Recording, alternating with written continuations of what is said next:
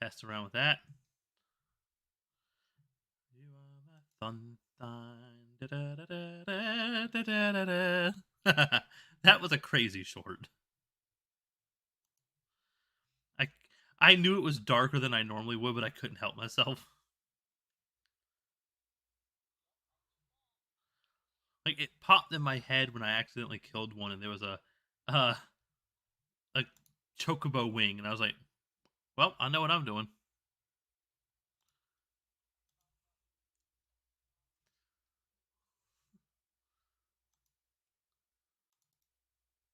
What the?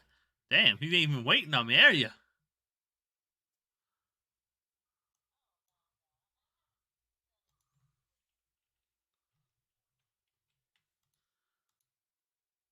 And I just heard myself in my own stream by accident.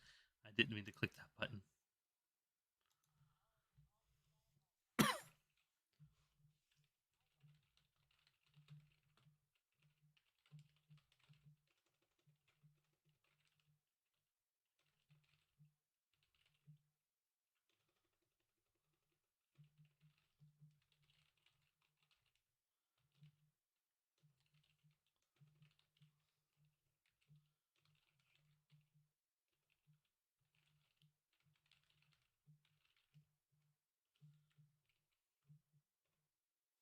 Whoops, that's not what I want to do.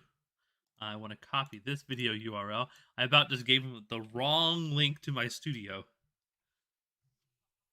I don't think they want that one. There we go. Tweet is out, and it's time to go over here, go to Torah, streams and videos.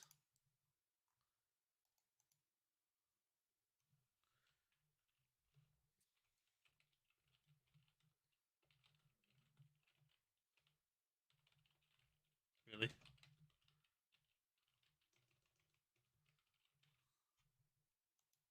I just hear that wet slapping sound.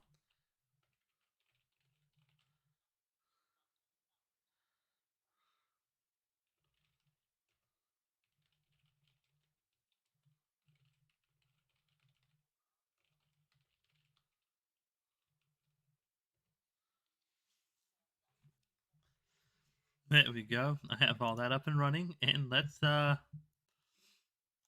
is my OBS? There. I'm already live. It don't matter. It's been more than 30 seconds, and we're live. Let's clean.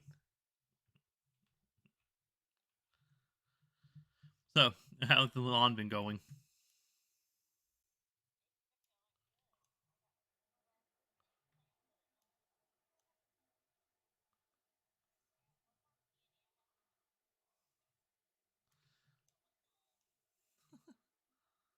I I almost wish I had that level of free time, and I don't mean that in a bad or negative way.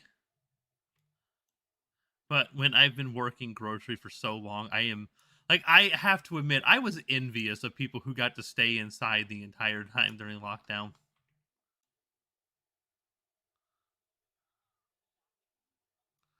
I mean, besides that, being with an online grocery, you being the one of the shoppers there, and this is one of the primary things, and it's just I would have loved, I would have just loved to just be able to stay home. Hell, imagine what my YouTube channel would be looking like right about now.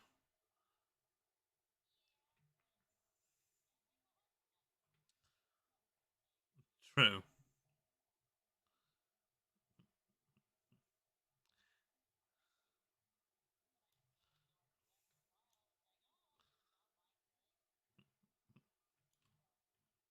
Not what you expected.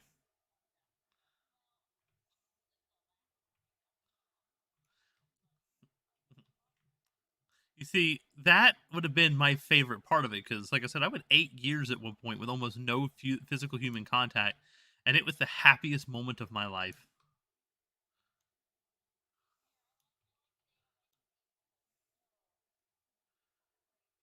Amen to that. I am, that's for sure. That's why I'm dreading getting my license soon. This flagstone wall isn't bad. I like it.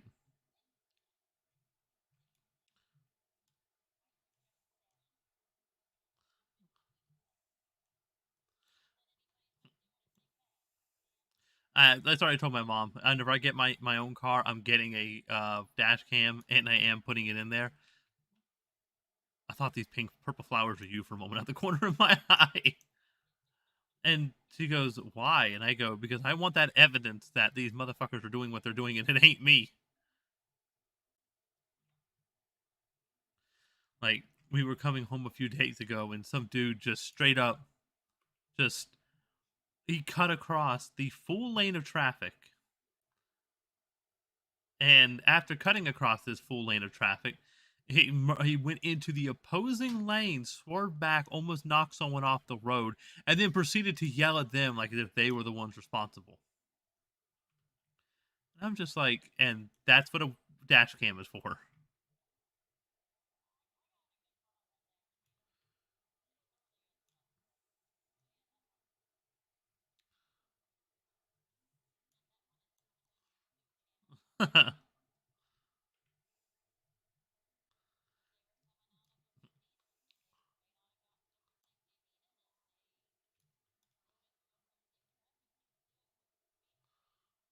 Wow. Some people just want to die. Some people seriously just want to die. I can't think of any other reason to do something like that.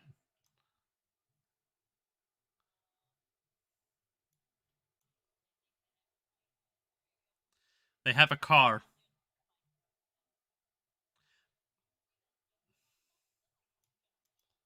Oh, trust me, that was.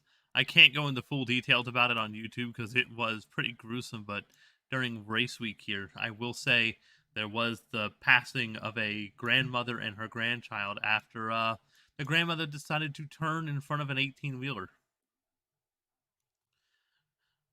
She the 18-wheeler was bobbed, so it's not like it had a full load. But that is a solid block of steel tearing down at highway speeds, and you decide to turn in front of it because you think it's going to give you right of way. I don't know her actual reason, but she didn't make it, neither did the grandchild. So it was bad enough that they had to close the road, and they had people recommending that if you have to pass the road for the time being after that all happened, make sure that if you have kids in the car that you have them not facing the incident. Yeah, I can't go into details, you know what I mean?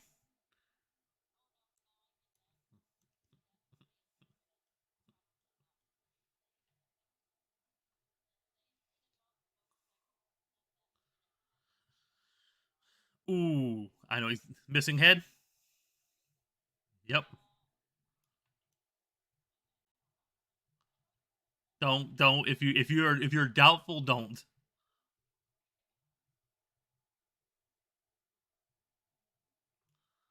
It's bad though. Like I just, and the thing is, I don't understand the mentality of people. Like you said, who challenges the 18-wheeler? These people are literal land trains. Well, I mean, they're all trains are land trains, but you get my point. These are these are these are mini trains. They don't stop in a second just because you want them to. And if they're fully loaded, I'm sorry, they're going to make you into a speed bump, and you're the one not coming out alive.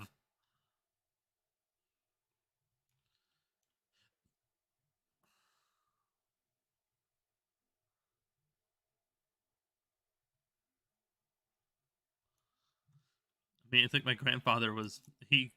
I mean, he was always like he would refuse to follow behind. I mean, even before this is before there were these kind of movies and shit. But like even before Final Dance Destination, he would not travel behind a log truck.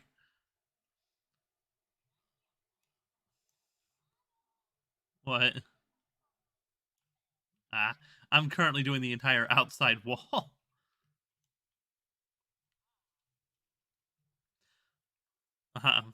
You're starting with the hardest part and going down. I'm starting on the periphery and working in. But he used to work for a logging company in town, and as he put it, things have changed since then. There's a little bit more safety involved. But the logging chains they used to use were as you put it, we're not sufficient for the load. That thing turns even slightly on its side, they're going to snap, and you don't come back out of that.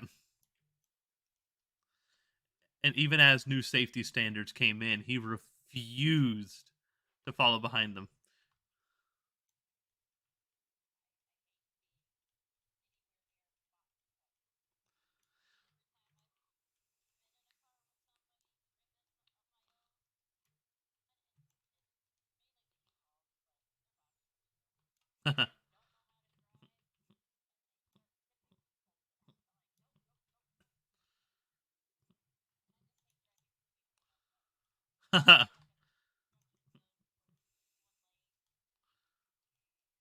Now you sound like my mother.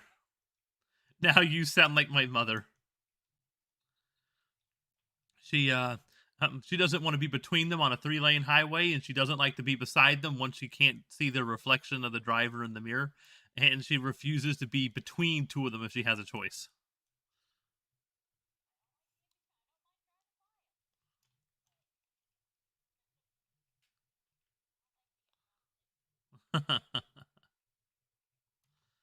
You're afraid the one in the back's gonna not be able to stop, and you're gonna find out what a pancake feels like.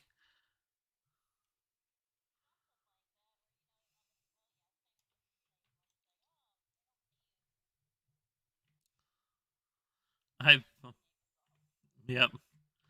We did have one here where an eight. Now this one's the 18-wheeler driver's fault. We're coming off of a ramp with a yield sign. We're on the main road of that. Okay, we don't have the yield. Did I just finish this whole outside? I did. I finished the whole damn outside wall. Okay, work, work, work, work, work, work. But and this excuse me, this off ramp comes off of a. So we're on a bypass, which is a 2-lane road near where I live, and there's an ramp that merges onto it from a road up top that has a bridge crossing over. There is a yield sign for all traffic entering the bypass. The 18-wheeler just straight up ignored it and almost forced a he almost ran over 3 or 4 people who had to swerve off the road not to get hit because he refused to slow down until he was in the line. Like everybody else had to move. I was like, "Excuse me?" Now I understand if he was something with he already had the right of way and he was already merging and then someone sped up on him, that's one thing, but no. This was people were already at a stop and had to quickly get over to not get killed, not get run over, to unalived. I was like, that's yeah. Um I know I saw one guy taking a picture of that little thing on the back saying, "How's my driving?" And I was like, "Yep, he's getting reported. His driving is shit." He might have been new for all I know, and he just did not see the sign. It could be he was distracted, but that still is not an excuse. You're driving a fully loaded semi. I know distractions happen, but Jesus Christ.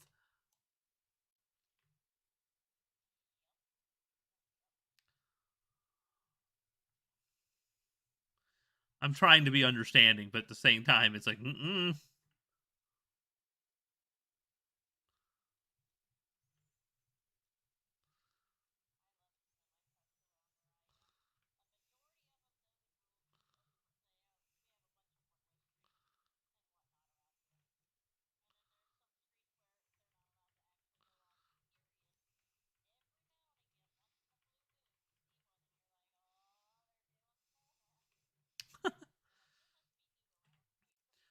We do have a few streets like that in my area that are like no through trucks. The main road that my living road, the road that I live on, connects to, is a no through truck road. And one day the police had to shut down one of the connecting roads that the truck driver would normally take, and it was a 6-mile detour to get to his donation. So instead of taking that detour, he cut through the road, and I was there I was watching as police saw him do it, pulled him over, and fined the living hell out of him. I was like, "Ooh, that sucks." Because in all honesty, I understand his point of view. He's got to get that delivery in on time, but Oh, oh.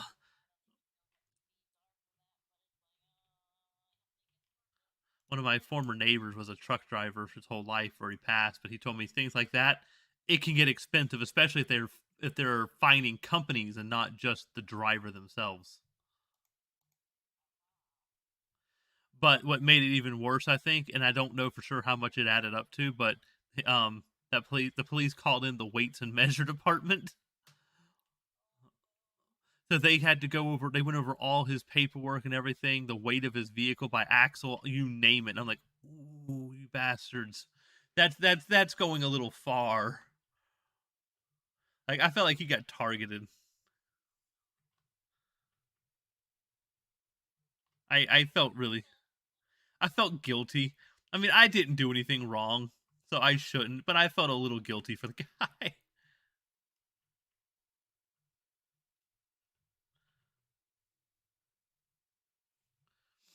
Uh, then again, they use our street as a speed trap too, the main connecting road, because people around here, you'll hear it throughout the night. You'll just hear like the constant revving of people's supercars. It doesn't help that we have a drag strip in town, and so people, there's a lot of motorheads that live in town. Is that the right word? Motorhead? Car fanatics. And you get the point. It's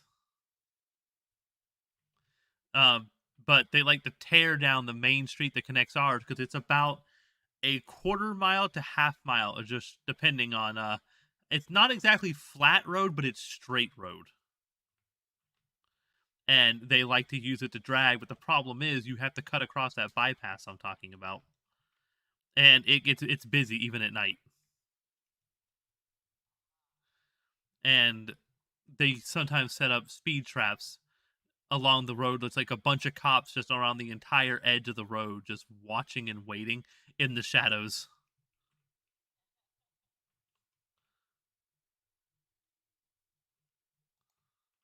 I think they passed a law recently where they can't even do that anymore.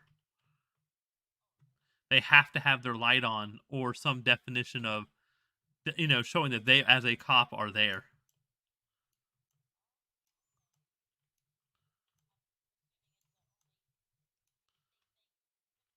I'm assuming, but I'm not sure.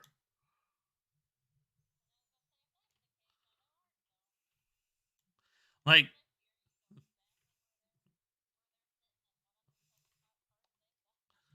so for us at night, um all cop cars have their blue lights on, but they're not strobing, they're just the blue lights on.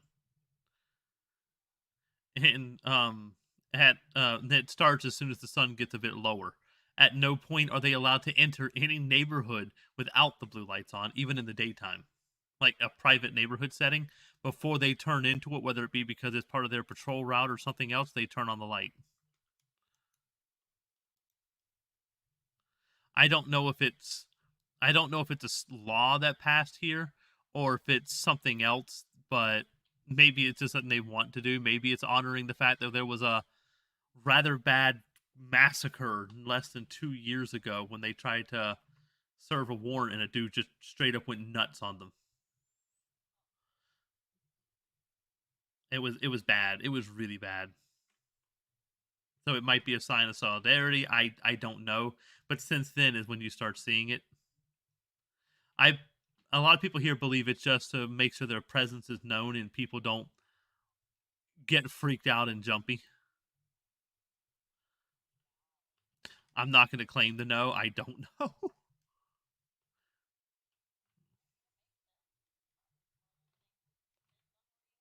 Yeah, this part of the state is one of the most filled with gun and violent crimes in my state. So I can see why they want to take a few extra precautions and keep people from thinking that they're hiding or trying to stoke paranoia. It is as it is, though. To me, it doesn't feel any different. It's just a normal place to live. I don't feel scared living here, but I've also grown up around it. So to me, I know all the rules and what to do. Which neighborhood, yeah, you know which neighborhood you don't enter, which neighborhood you do, who you talk to, who you don't. You know how to read the signs that are graffitied on everything. You know which one belongs to who. You know what the shoes mean and what their colors represent. The shoes on the lines. There's there's most definitely a meaning. Some do it for fun or as a joke, but it's some actually use it as territory markers.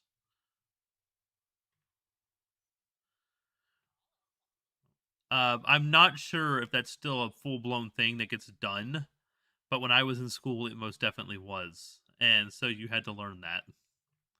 You weren't exactly taught it, but you paid attention, and usually there's that one kid who was in that scenario or setting or group and would tell you if you ask him, basically just so you wouldn't do something stupid.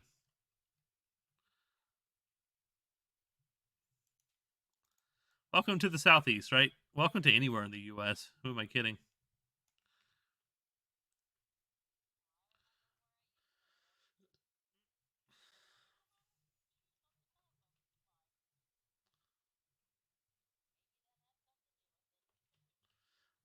I'm not going to claim to know everything about it because I don't. I I knew enough to stay out of trouble, and I called it good.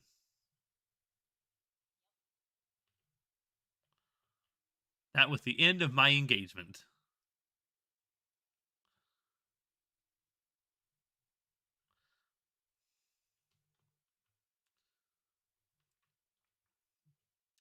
I like to sing about the moon in the June in the spring, when the skies are blue and do do do do. You clean the what? You mean the weather vane? I was like, what the fuck?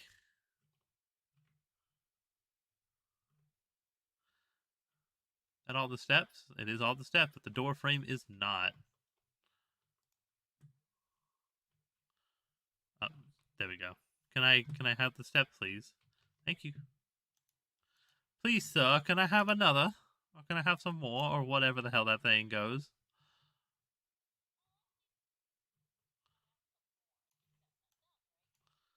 There we go.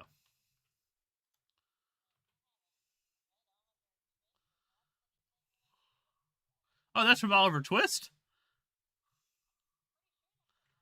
Hey, look, you're talking to the wrong one. I haven't read any of that stuff. I haven't even read Huckleberry. Was it Huckleberry Finn? I haven't read that either.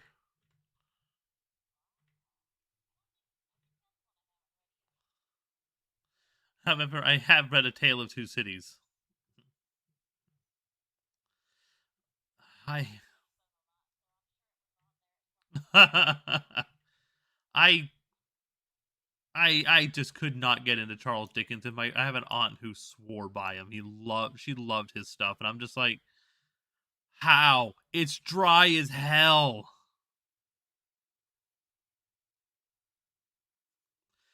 But then again, growing in school, mine was like Artemis Fowl, a series of unfortunate events, things like that.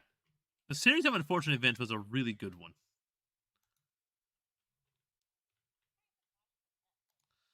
No, no, the Netflix one. Even I have watched all these, and they're just not good. The book is just, oh yeah, and what they did to Artemis, what Disney did to Artemis Fowl is a travesty. It is no Artemis Fowl. Is the one where there's the boy captures the fairy. One of the he captures a fairy. He's a super genius and a criminal, and he captures a fairy in order to get a wish granted. And well, kind of. He does it and says this to capture the gold of the fairies, right? To become rich. He's the first human ever to do such a thing. And it's basically them invading his house, attacking it. His butler,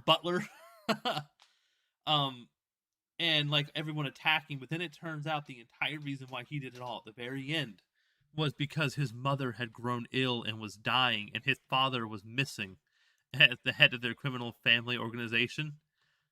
And he captured her to get the gold so that he could give it back to her, like sell it to her to make a wish. Because you have to pay for a wish. And so he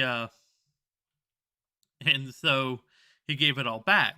However, what he didn't expect was the positive effects on the magic would have on his mother, and she became like overbearing and like want to do good and stuff like that, which he really didn't care too much about. His mother was back, and then they help him find his father, and it's a really good book series, even for a young adult. I really want to go back and reread them. And Ian Colfer has released a new series now starting up that deals with the twins from the series. But Disney got a hold of it. Go ahead. Yeah. So they made a movie and they just decided to say fuck it with everything that's pre-established. We're just going to screw it way up. And even Cole, I think if I'm saying even Colfer was like, "What the hell?" Because he gave them full right to make it. He didn't have creative input on it. They bought the rights off of him and they butchered it.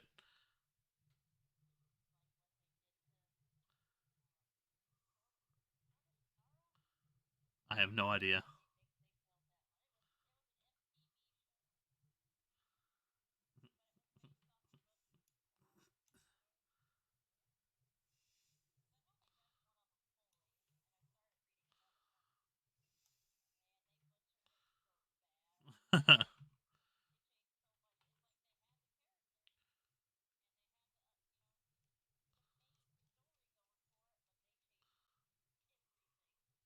Pretty much how this went.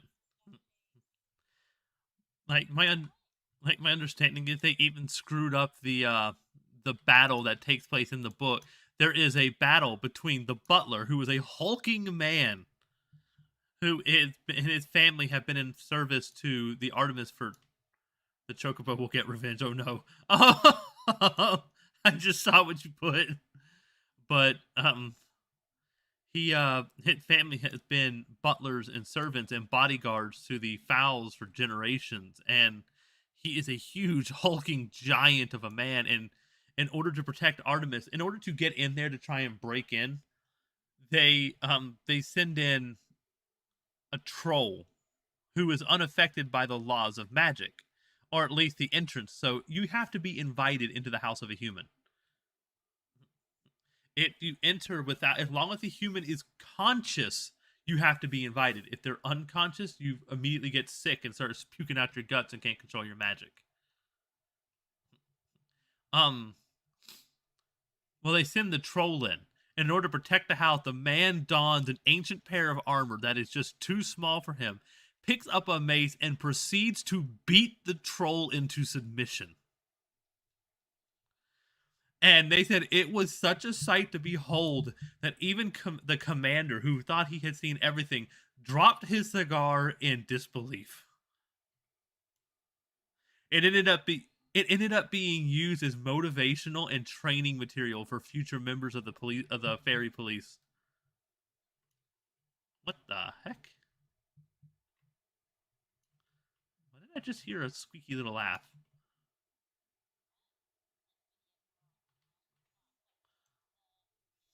Ah, it was probably just a It says there's something missing over here. What? Is it up here? I'll let you get it. You're on top. You'll get it eventually. Ding, ding, ding. The little wooden pole right here says main. There you go. Thank you. It was just irritating me. But it was a good book, and here's the best part. I don't know if they're still in the newest versions, but in the paperback versions I would check out from the library, there's code written on the bottom. And that code, if you go, like, there's a part where Artemis is translating it and it aligns everything letter for letter. It's not all the letters, but it's enough from there. You can start translating the code on the very bottom of it. And as you come across letters that aren't given to you by the initial translation, you can figure out what the word is yourself and then write that symbol down and remember it to keep translating whenever it pops up later on. And so you can actually decipher the entire message in the book, but it gets better. There's a part in the second book that has a translation you can use that they will never give you. You have to have read the first book. Um, in the third book, the Eternity Cube, you can translate the cover of the book into the new message. And the cover of the book does it in original, the way it tells you it's done in the first. There's a dot in the very center of the book. That is where you start from. And the letters spiral outwards. The symbols, and you have to translate the symbols from there until you reach the arrow, and the arrow will point you in the next direction you have to go to read the next one. And there's stuff like that in all the books. And I was in middle school when these came out, so you know those little student the little student handbook they give you with your hall passes and directories and stuff written in it. That was every school I ever went to, but I also, even though I was poor, went to rich kid school. So it's what happened when they did an inclusivity zoning to try and help, in order to try and get people off their back. So they took a bunch of poor neighborhoods and zoned them into the richest schools in the district.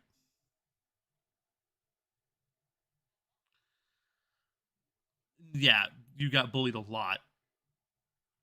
Trust me, I would know. I've been punched, stabbed. Um,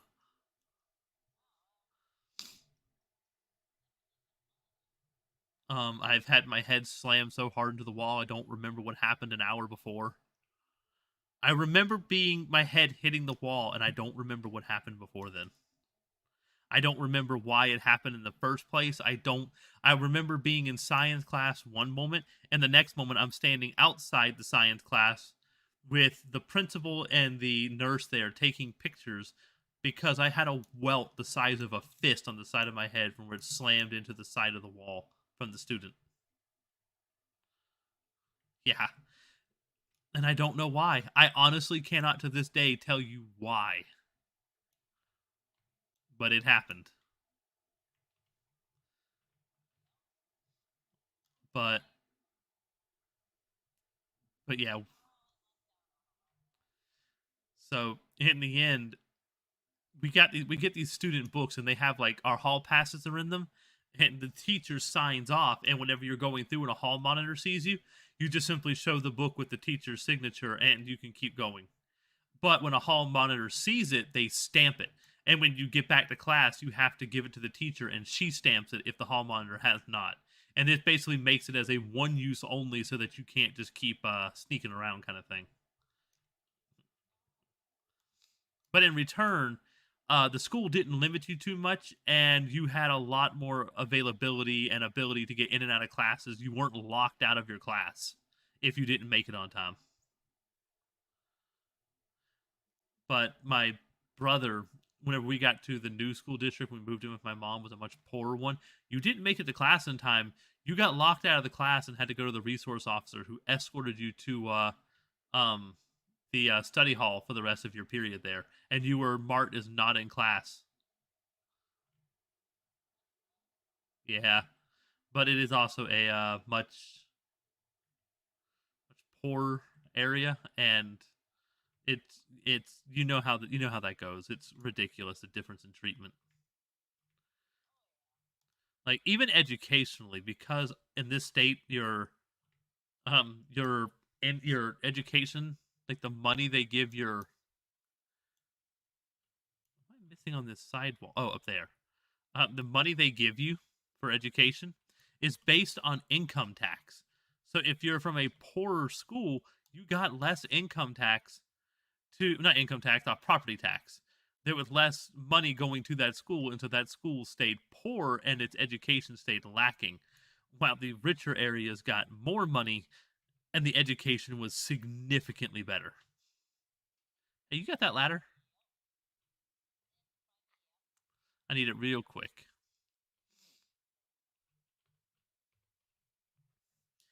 But yeah, there was. You get the point. We had those, and I on the inside there's a part of there called student notes, and it's just little things. I filled the whole thing up with the entire cipher, and it had and that way, whenever the new book would come out, I would just translate what's in it. It was honestly one of my favorite book series.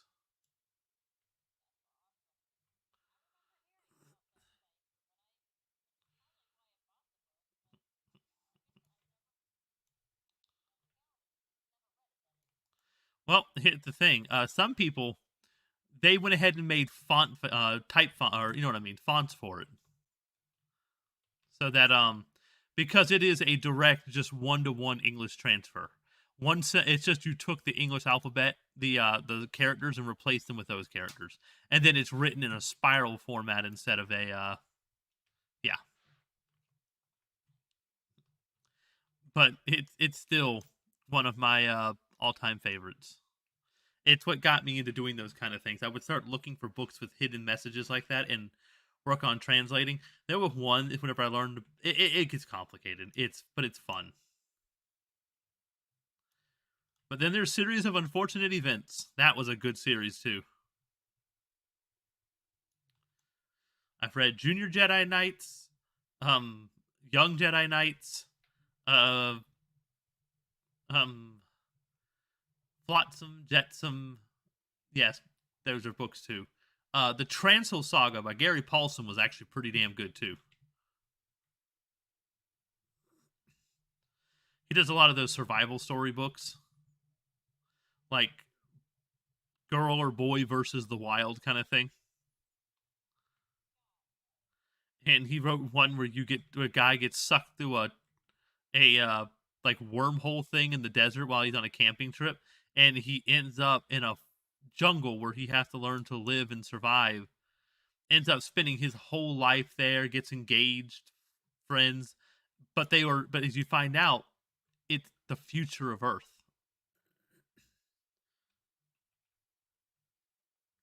Like they're in Earth's future, and it's called Transil Saga.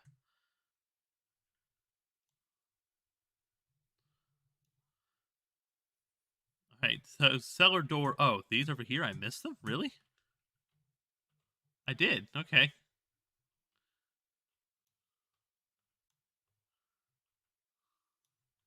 And main roof. Excuse me. I see it's right here. And apparently that wasn't it.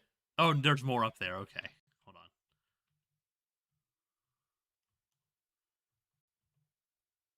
There we go. And timber frames.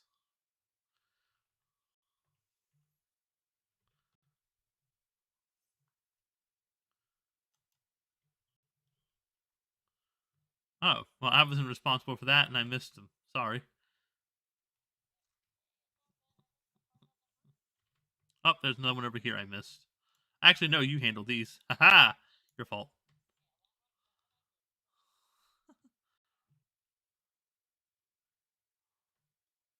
It's probably another one I missed.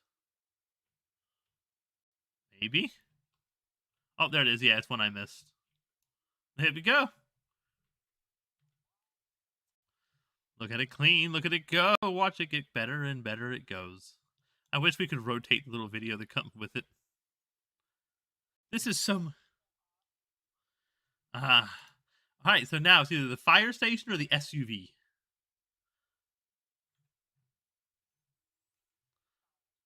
You sure we can do that in under an hour?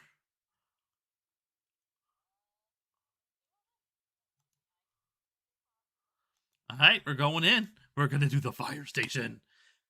Who knows? Maybe. All right. At least, yeah, that loaded in real fast.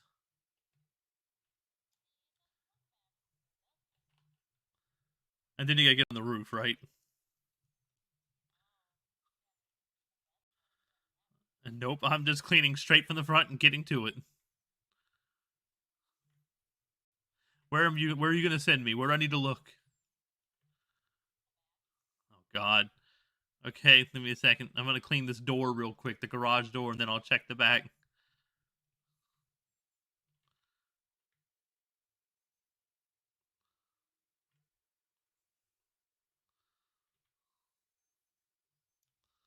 Whee! Aha, that's one thing done. At least it's a lot more friendly with that door frame. Sometimes the door frames are a pain in the butt.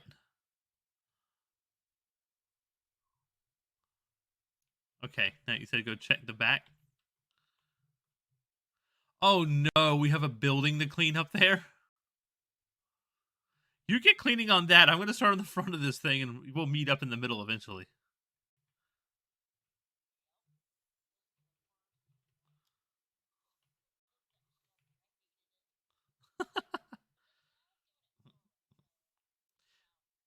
There's another book series. It's like The Shores of Tomorrow. I got to find the book series. I got all of them, but there's 3 books and it's about terraforming and time travel, and there's like the temporal police, and their whole job is to prevent. So to give you an idea, in the future mankind has started colonizing planets. They've gotten good at terraforming. What they do is to make this work, they send ships towards their destination. They put the people asleep, and they travel to what are known as wormhole farms. These wormhole farms are a bunch of wormholes that are temporal but not are they're temporal but anchored in space, so they only affect the flow of time. Let's say your destination is a planet 5,000 miles away. I mean 5,000 years away, technically, or 1,000 years away. You'll travel 500 miles to one of these farms, and while you're asleep, it will actually drop you 1,000 years in the past. Then, as you fly towards your destination, you'll be arriving on the planet at the same time your original time self is leaving Earth, or just about the same time. However, in order to prevent paradoxes from happening, faster than light technology and communications are banned. They exist, but they are banned because in doing so, they're afraid of the causality and issues it would cause to be able to communicate with yourself.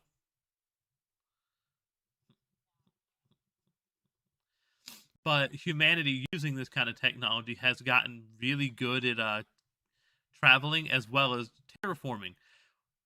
They terraform planets by first taking moons, either making them themselves or finding ones that already have moons around them, and they turn these moons into like greenhouses to grow their planet starting materials and such. And they use this as the starting point, and they offload these materials onto the new planet. The upside is that the upside. What's up? Nah, I heard some other audio in the background. Like, what the hell? It's fine. It just caught me off guard. But by the way, spoilers if anybody's watching this. But he oh, how was it? You're going. Humanity can terraform a planet in like 100 to 200 years to make it completely livable, and then they can start sending people to it. The upside is how quick it is. However, the story starts off basically with them trying to find a criminal who's running through using real faster than light technology and has his own like wormhole farm somewhere that the temporal police or time patrol doesn't know where it is. It's complicated. I know I'm grazing over it, but the reason why the entire time in the first 2 books, you're led to believe he is a villain and that you're on the side of this one. Then in the second book, it changes over a little bit. You see more of the plot, and then you see the problem in book 3. In book 3, it's revealed that he's trying to prevent Earth from being destroyed through economic collapse. Earth has basically been abandoned and become a nature reserve, and the old live there. The it's like a retirement home. Um, but you get the point because everyone's moved off planet to other worlds. But Earth cannot handle the now hundreds of billions of life forms that are it's humanity inhabiting the stars. Because we are terraforming our planet so quickly, the ecology is not sticking. He figured it out that where because we're doing it so quickly, the planet will want to resort back to its original. And he's also found out through research and running through forbidden topics and research that if you do it over 1,000 to 2,000 years and slowly start up from the bottom, something that we do that we know now as well, with microbes and letting them take hold, and then letting them start bringing nitrogen and such into the soil and changing the atmosphere very slowly, the very slow changes become permanent and the planet does not revert back. And so he's trying to build an entire planet like this, and then which will take, like I said, thousands of years. The entire galaxy is doomed at that point. But he's doing it over thousands of years, and then he wants to build true faster than light teleportation, which they already have discovered, and he wants to send the whole planet back in time to the time at which the collapse started so that he could move humanity to this new world and split it with Earth. That way that Earth and this world can both together hold it off until they can get more planets built. He's basically breaking the law to save everyone's life.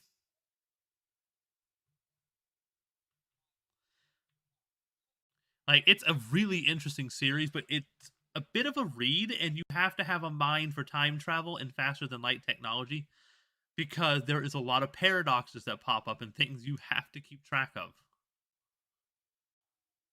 But if you're into that kind of thing, oh, it's so good.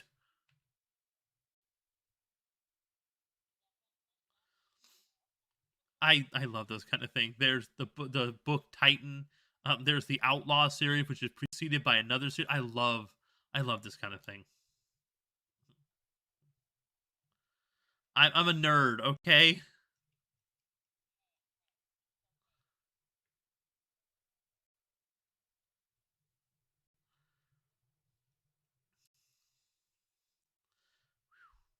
Come on, clean them walls. We're already 7%. 7%. Oh my god, everything else moves so much faster. There is so much to clean if you look at that number and realize it, huh?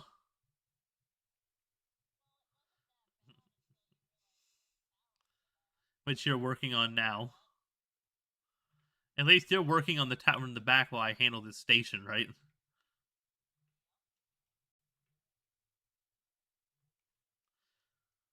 Any book series you recommend?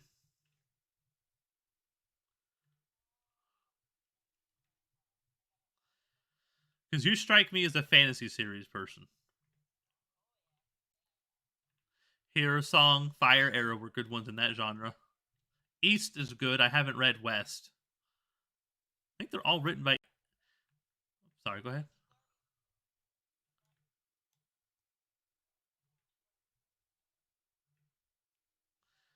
Sounds like an owl based thing.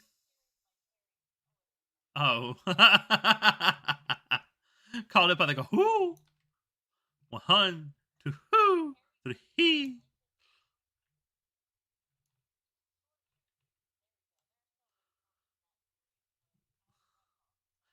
I know of the series. I have not read it. I got one for you that's in the fantasy slash futuristic kind of thing. It's called Fire Lord. Is it called Fire Lord or is it Fire Seeker? I gotta look it up. But basically, a girl in the future is a coal miner, and the world is covered in clouds at all times. And without the coal they dig up, um, they would all freeze to death. And the Fire Lord is a person, or I gotta actually look up what his actual title is, but his job is to go around finding coal deposits and stuff like that. But she's at the bottom of the social rung as a miner. However, she finds herself always in a deep connection with the earth whenever she's underground, and she's sandwiched between these huge piles of rock that a single earthquake would crush her to death. And when she puts her hand on it, she says she can like feel where the coal is, and always manages to get the good stuff. And the Fire Lord, or I think this title. It's been a long time since I read this book. Um, he finds her and in one of his meetings, and he brings her in and starts teaching her how to be the next, basically, spiritual leader.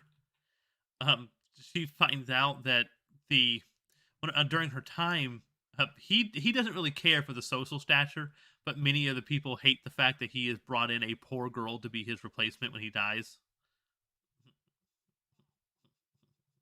But she discovers that humanity has gained new abilities, including the ability to generate enough heat to keep themselves warm on warmer days. If they focus on the heat they feel within themselves and bring it out, it generates heat enough to actually melt the snow around their feet. So they don't need the coal for staying warm. And now that they're not burning coal, and those who can't use this ability, she starts dictating that they have to instead use the military's coal.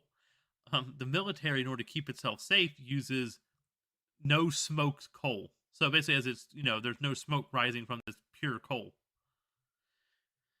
And she realizes if they can get the clouds to part and the smoke clouds to go away, that the planet will naturally start warming back up. So those who can't use the ability have to use um the military's coal, and those who can use the ability have to warm themselves up using that meditation technique. And at the end of the series, she's much older, and for the first time, the sun is coming through the clouds, kind of thing. I love books like that. I can't help myself.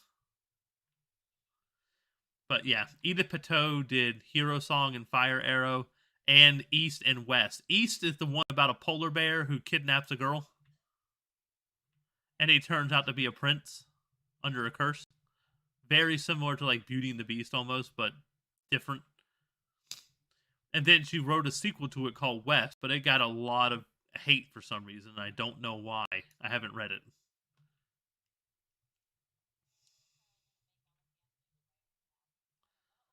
I mean, that's that wouldn't surprise me. I've seen some shit where people just lose their absolute mind over things. I spent this entire time writing this entire fantasy and fiction, and you just took all of it and threw it away with your actual official book. I go, hello, that's how that shit works. Yours is fan fiction, not actual lore and canon. It's like shipping. It's like having your preferred ship, uh, and then the creator comes out like, yeah, no, they're not paired with him at all. They're paired with a gremlin in the background. And then everybody just slams their fist down and gets pissed because now their love interest set isn't working out. I never did get that.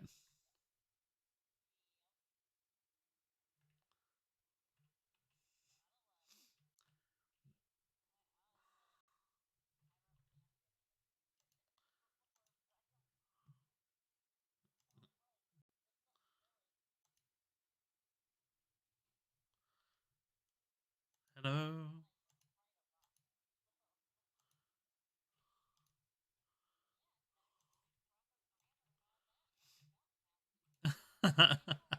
I used to be able to code and do video games and make my own and all that too. Granted, a very long time ago. Can't do that shit anymore either.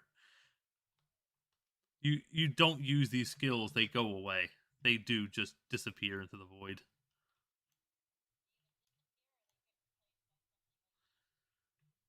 Or something that's absolutely necessary.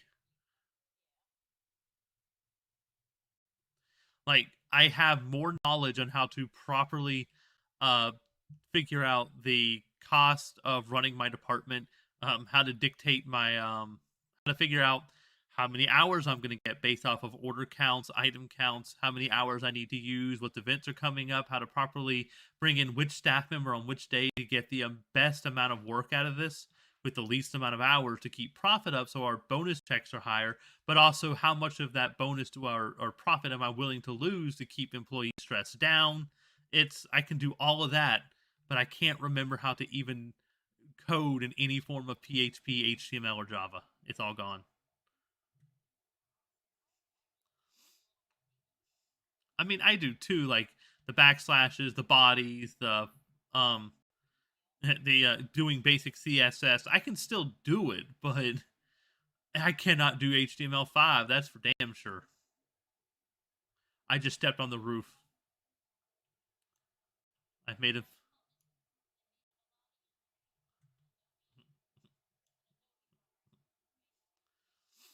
yeah. Those are called it. That's called a "what you see is what you get" editor. My Web Expressions is an editor like that.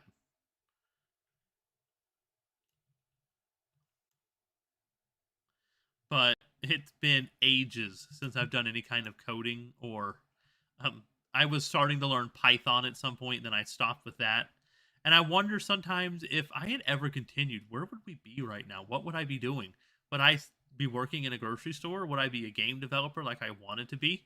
Would I have been able to figure out how? What if I had kept up with my art and drawing? Would I be a artist by now, or would I be able to make my own VTube model and not have to pay for the damn thing?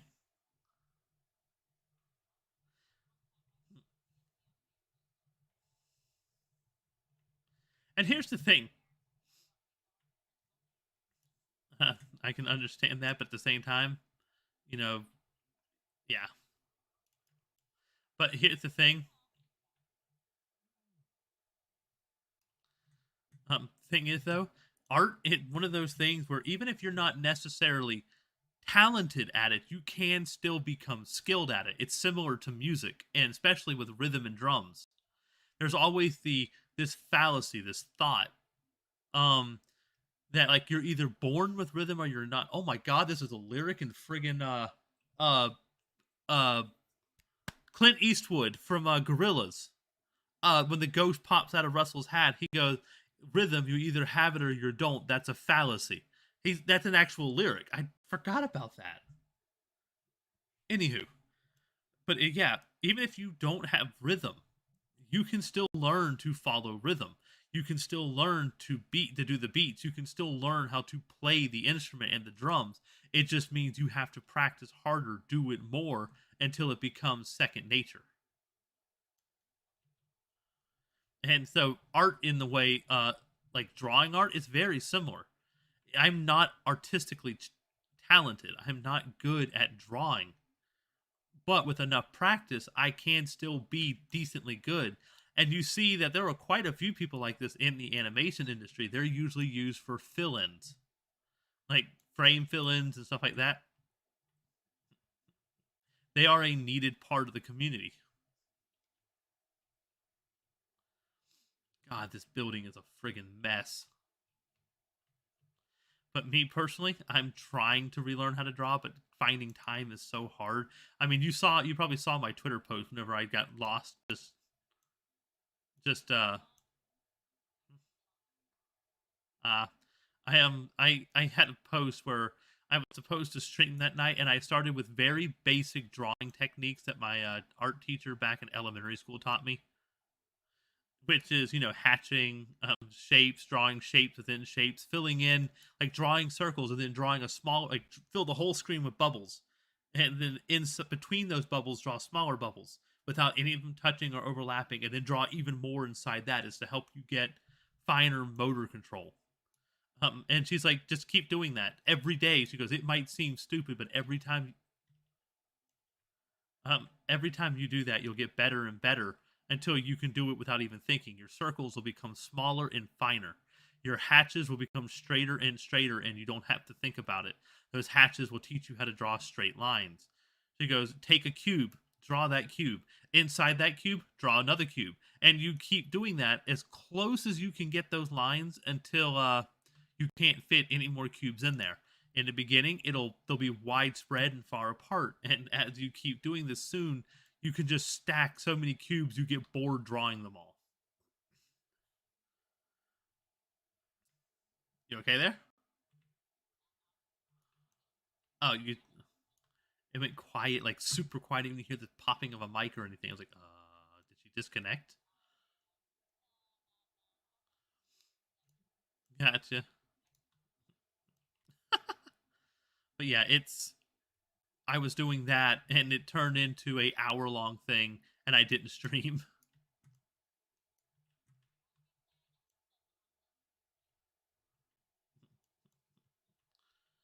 Oh, there aren't as many streams right now because of how I'm working. Puts me where I'm working nothing but closing shifts, and it's hard for me to wake up in the morning, get the energy, and immediately stream. I'm about to start fixing that, and in the days that I work closing shifts, I'm gonna start waking up and stream as soon as I wake up, and that way my streams will be getting done. Because like tonight, I'm getting off of a night shift. I'm tired. I'm hurting. I'm exhausted. Morning shifts, I'm getting off by 1 in the afternoon. I have a whole day to stream and still get things done. Set it up for like American prime time at 3 in the afternoon and be good to go.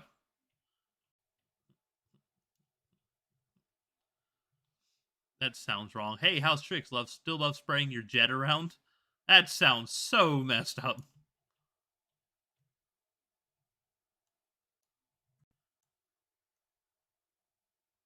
Another RV?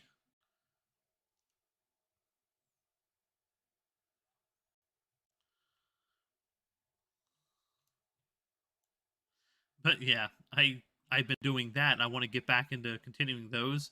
I remember animation. I remember 3D animation because back in high school I took 3D animation classes using Maxon Cinema 4D R9, and I remember the importance of my teacher telling me the one, you need to keyframe. So this applies to traditional art as well. When you animate through hand drawing, you first need to make your main frames and what these frames are going to be. So let's say you have a ball that bounces, right? Traditional, basic, easy understanding on animation. Frame one is, let's say, the ball in the air dropping. Then the next frame you're going to draw is, let's say, the ball hitting the ground. The frame after that will be the full deformation of the ball, so it being squished or flattened. And then the next frame you're going to have is the ball after its full, um, it's been completely undeformed. And on the next frame, it's the ball bouncing in the next direction, like at the next place afterwards. So, like, let's say it's going to bounce to the right, right?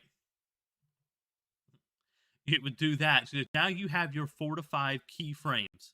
From there, you would draw your how did I? Oh, right click. That's how. Like, how the hell do I get to stop spraying? Um, Once you do that, you now have your set frames. You're going to start filling in those frames. You need to figure out what kind of framing you want. So, are we talking 60 frames a second, 30 frames a second? If it's a GIF, it doesn't have to be too good. It doesn't have to be too crazy. You could make the GIF like a 10-second loop and have it done over the course of 30 to 40 frames. And each frame is an image. You use layers to make those images. You have the starting image and make sure that each asset in that image is a different layer of its own thing that you're animating. It sounds complicated, but once you get used to it, it's not. But I don't have the drawing prowess to do that. And that's where 3D animation came in. So you would set a keyframe. Let's say, and you do this in rendering as well. Whenever I edit a video, you remember the Chocobo short? How it slowly got dark and slowly got light. Those are keyframe animations or keyframe transitions. At, let's say, 1 minute in or 1 second, 0.15 in, I set the effect for the lighting or for the change to black and white to 0. Then this will go on until 3 seconds into the clip. At 3 seconds and 3.1, I've set this point. I now go all the way to the end of this one section of the clip that I've, partitioned off and split. And I up the black and white transformation to 100%. Now it'll play the clip normal, but when it gets to that point, it'll slowly gear it up until it reaches that point at 100%. You do the exact same thing in 3D animation. That ball hits the ground. At the point at which it hits the ground, or like right before, I want to set its deformation in the keyframe. Let's say I do deformation. Sorry, deformation, something completely different. Um, the deformation of it to 0% on being squashed or compressed. From there, at whenever it reaches, let's say, 5 seconds, or no, like half a second later, I'd want it fully deformed. I set the deformation and strength of that deformation, I mean, to 100%. It's now completely squashed, or let's say 80%. So it isn't completely squashed like a pancake, but it bulging outwards and squashed. Then, when it's going to bounce back up, you go forward wherever that is, and you then add the deformation to go down. The keyframes will then, the computer system program itself will automatically adjust what it looks like and how it deforms. From there, you can add like splines to it, and a spline is a movement path. You can use splines on cameras, you can use splines on objects, and it sets a travel path for it. Can you tell I really liked 3D animation? I was really wanting to get into it.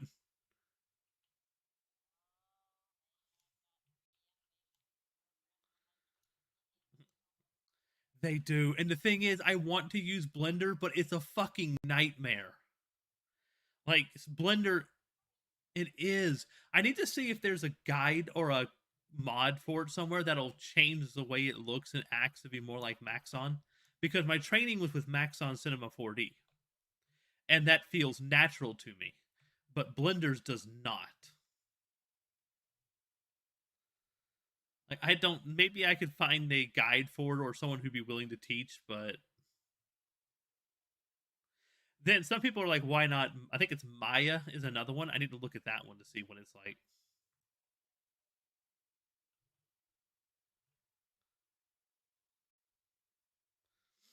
Like, I don't even, and I don't even use Photoshop. I use GIMP.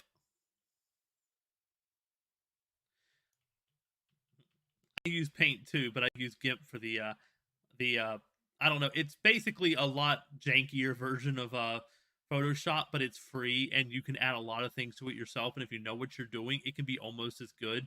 But if you don't know what you're doing, it is. You get the point.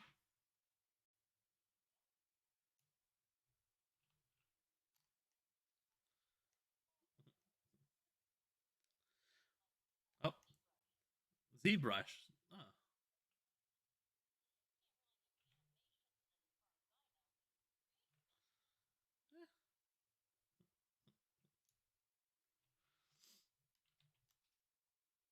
but I need to. I want to get back to drawing. I want to get back to 3D animation. Thing is, though, the part that well, I can animate in 3D animation, and that's the easy part for me. And even controlling the cameras is not that bad. Actually making a model and how to properly make them look good is not something I'm good at. You know what I mean?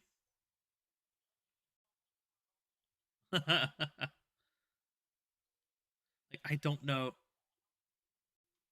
I honestly don't understand how people are that good at it. It's amazing to me, and it's why I hire an actual artist instead of you know what I mean. These people deserve the money it takes to get the job done because I sure as shit can't do it. Even with practice, I'll probably never be able to do it that level. But I can at least, still try and learn because at least I can do some things myself. I don't have to always shell out thousands of dollars to get things done.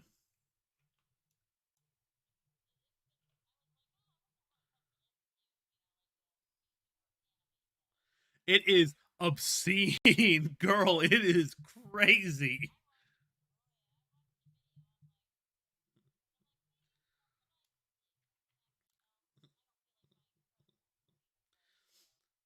So I got a mock up.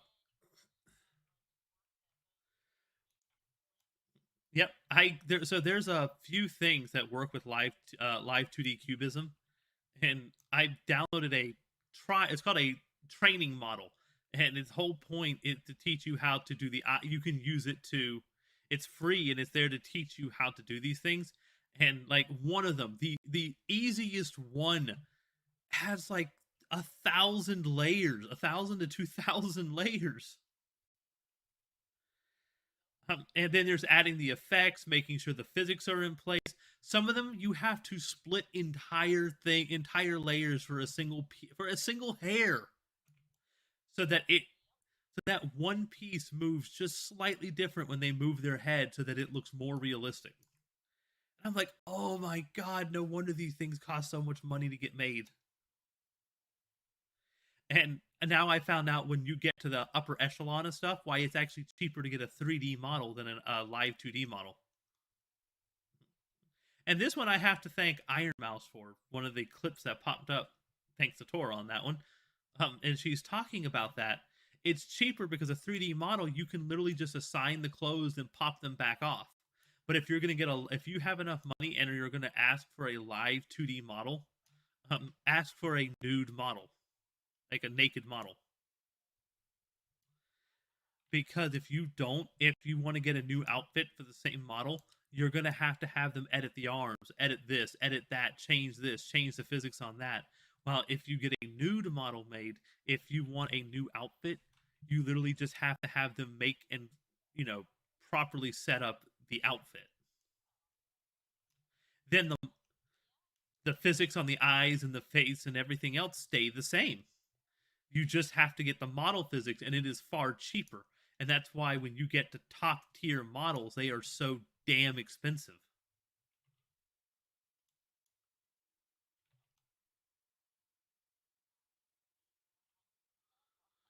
Yeah, that's why I want to be a VTuber. I really do. But I cannot afford it right now. I really want to. I can probably put money to the side for it and start building up. And I kind of, but the thing is, then comes the point: do I want to debut on Twitch or YouTube? Do I want to keep my old YouTube channel and keep going with that as like an upgrade to the channel, or debut to a new channel and try and cross promote from my old YouTube channel? There's a lot that goes into there's a lot that goes into it. Oh yeah.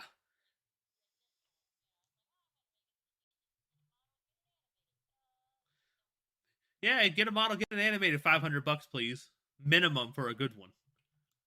If you don't have that kind of money, you can go for cheaper ones, and there are programs that are out there where you pay the program, but you can just put in from a default set of things, and it just automatically programs. They're nowhere near as good as like actual models made by actual artists, but it's something for you to start off with and play around with.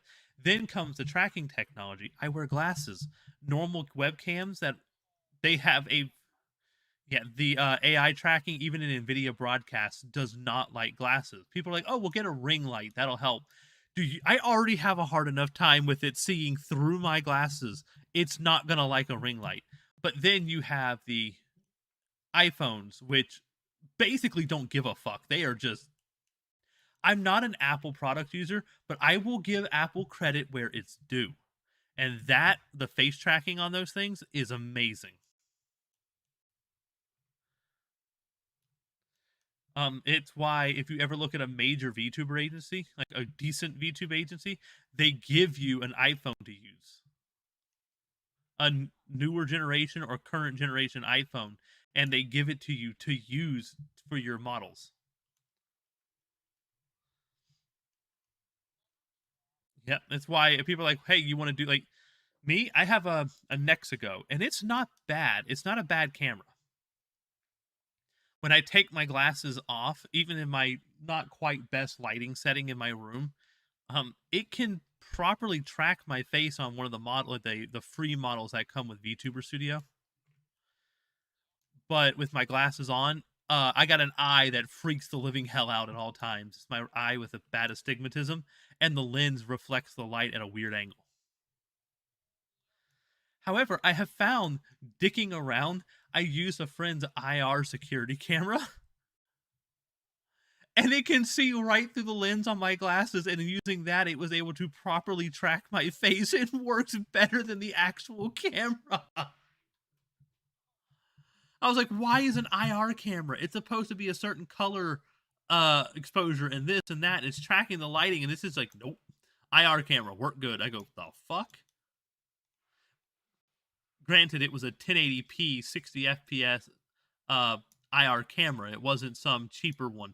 This Nexigo is basically a 30 frames per second 720p, but that's well within the tracking range. If it wasn't for the fact that I'd probably get somebody freaked out, I would probably pop up that thing right now with one of the work mother really. I'm gonna stab you.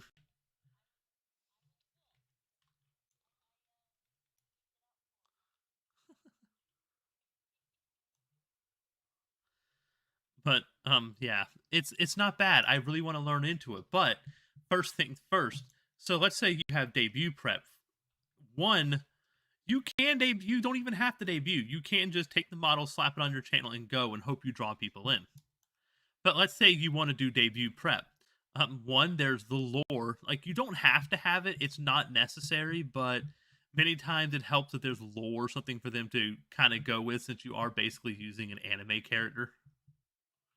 I don't know what the hell my lore would be if I had to use it on this channel. Um, there's there's the overlays. You need an overlay that fits the scheme and coloration of your model, something that feels right for that model. I don't really have a scheme. I'm just using something free. You know what I mean? I need to get one made. But I actually want to get the model made first, and then when the model's made, I can hire someone to make the themes, and the overlays, as well as you need to make sure to theme your channel after your model, because right now my channel has no theming on it on YouTube, no coloration, anything like that. You've got to get your characterizations right. You've got to get your thumbnails right, your coloring right. You get what I mean? Pre-debut is hell because you have many people do it over the course of like I was reading one thing. Was it from Girl DM? I think it is. Uh, and basically, I don't know if it was from her or someone else. They say take all the time you need for prep. They said announce your debut, like when you're going to debut. Get some of the stuff ready to go, and then announce when you're going to debut. During that time, build up hype. On Twitter, I still have no idea what a marshmallow is. People keep saying things like marshmallow, and I'm like, what the fuck is marshmallow? Like, I keep thinking it's something you put in hot chocolate. Yeah, but apparently it's a messaging or social app or something. Me either. But maybe your son knows. He's young enough.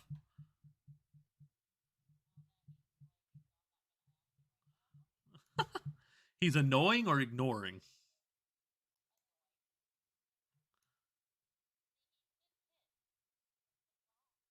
I mean, aren't I think we're all kind of loud.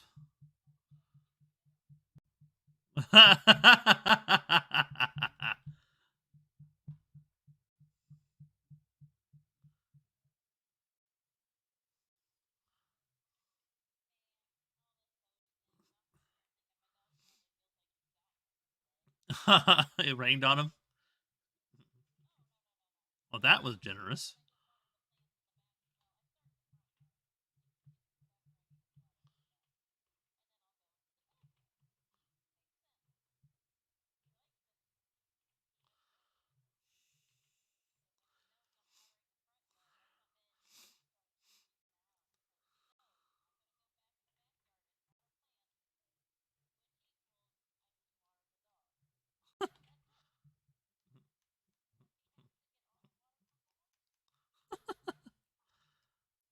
I miss having animals.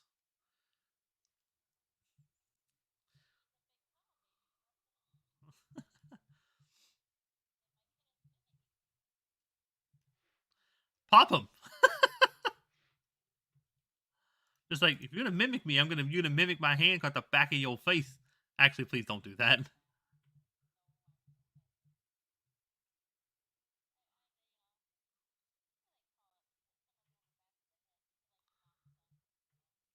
Knock sense into them.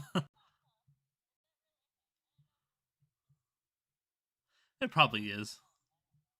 It probably is, but you know.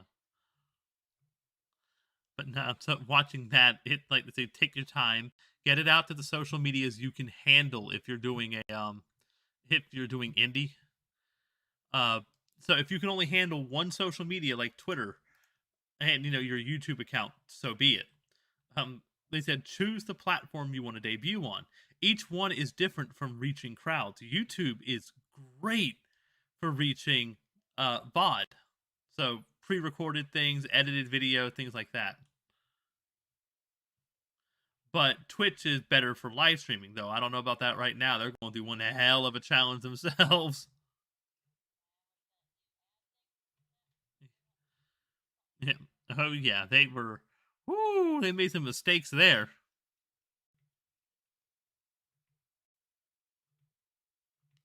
But yeah, figure that out. Get your first stream planned out. Many people make it a many people make it a uh let's chat kind of thing. Just chat and just talking. And they sit down and they go over their birthday, their model, who made it, why they made it, the backstory to it, their goals as a VTuber, that kind of thing. Most people recommend to sit down and figure out what kind of VTuber you want to be, and then look into the VTubers of that genre, and look at their debuts. How did they debut, and go from there. The problem with like I said, that's something I'm interested in. I have it takes so much time. I've been watching way too many VTubers lately, trying to prepare for that, so that almost all that YouTube recommends me is VTuber right now. I've been looking at indie, agency, and corporations. If maybe I could sing, I could probably join a corporation. I don't have any real skills to put me in one, though. Covercore does have Hollow Stars, and it has a much more generalized. It's the male side, and it feels less on the English side, less like uh, idols and stars, and more like like you know generic gamer who's also really good at talking to their audience.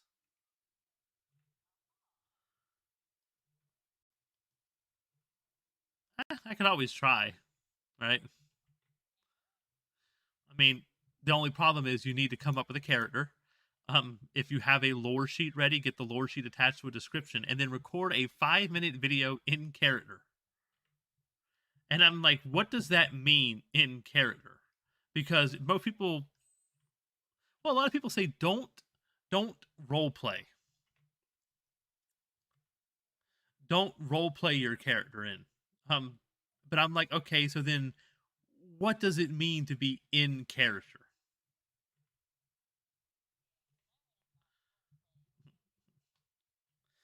And I guess I could always I guess I could always go ask in a chat one day when they're doing a just chat session, and ask what that means to one of the male VTubers in these companies and see what they say.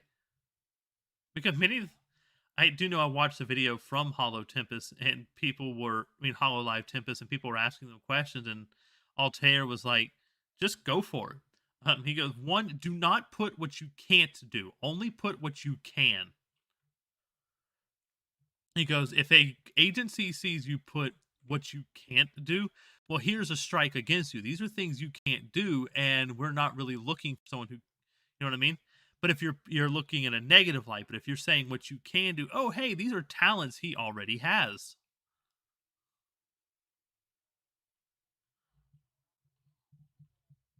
And like for me, I have plenty of experience in editing videos, and while I don't spend a lot of time on it right now because like I said I work, I'm able to dictate out schedules. I'm able to stream 3 to 5 times a week without issue. I'm okay talking to audiences. I'm good at easily preventing doxability when I want to. So a lot of my experience, I think, works more on the staff side of one of these companies because I have a rather large amount of experience over a decade in community management, in the sense of like moderation and like stream management and stuff like that. This is more staff side, less talent side. But that is how it is. But hey, if shit hits the fan, I can handle it myself.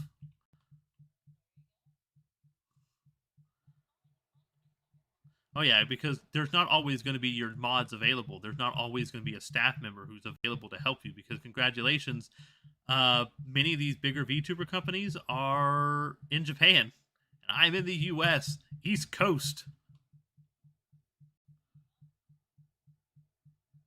Our time zones are completely different.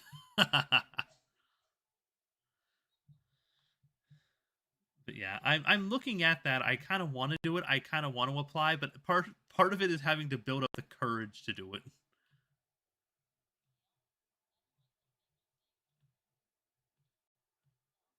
And you're just like, but what if I screw up? What if they say no? What if they say yes?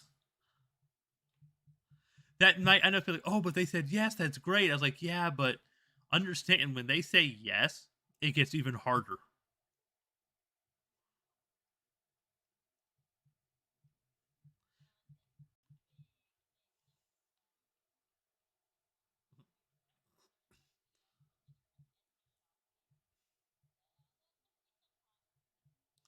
And like, it's not going to be a walk in the park.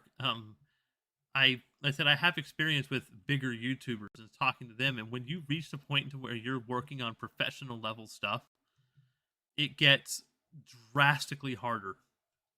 It gets so much more difficult. There's workloads and goals that have to be met. You have to keep pumping out numbers and trying to get your viewers to keep coming back and throwing money at you that the company gets money to deem you valuable enough to keep.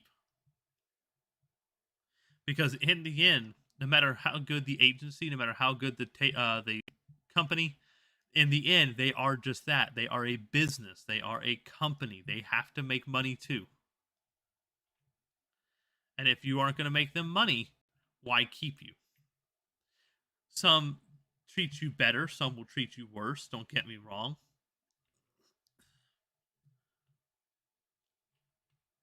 If that makes any sense.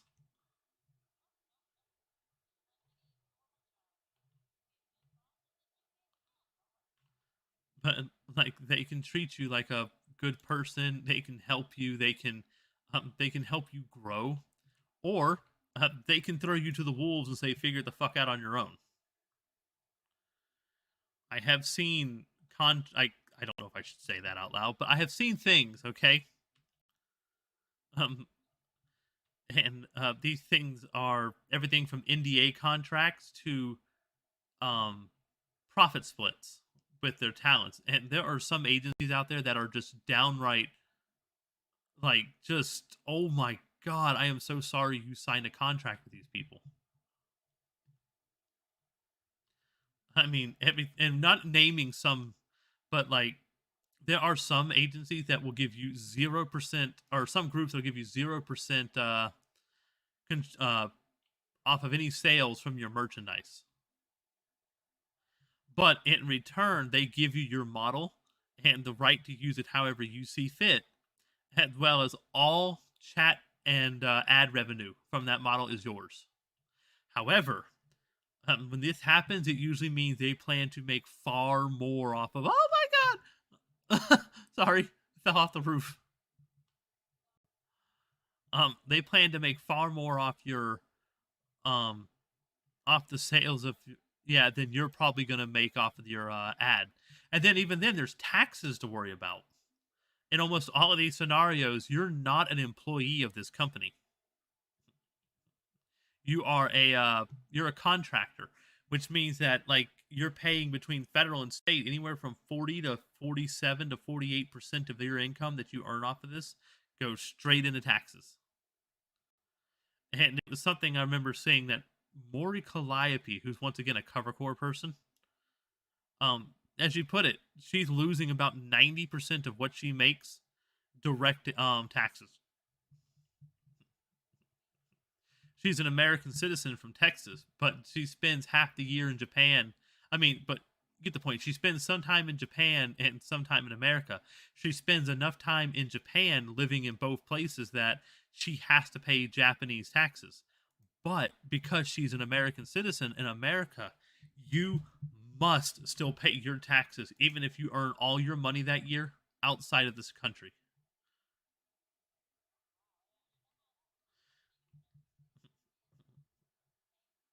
Nope. Because of the the way everything is set up, though, that means that she's paying something like 45% US taxes and 45% Japanese, or however the hell it's balanced. Meaning, if let's say you made $1 million that year, you're only bringing home 100,000.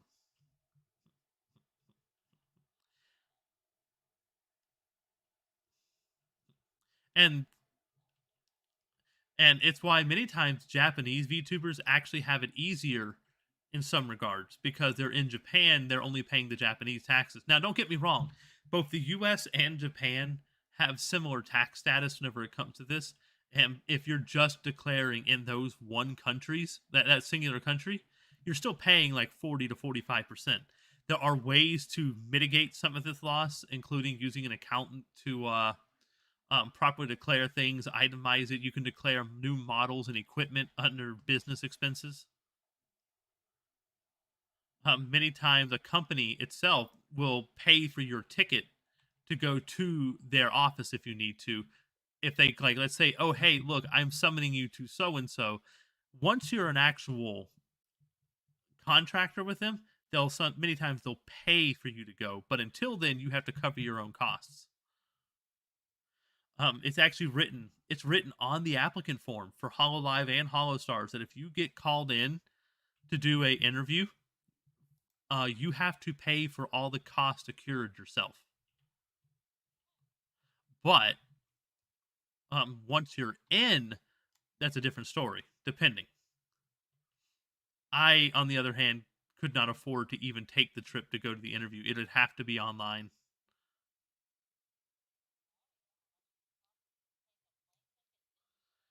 It gets expensive real quick. Like,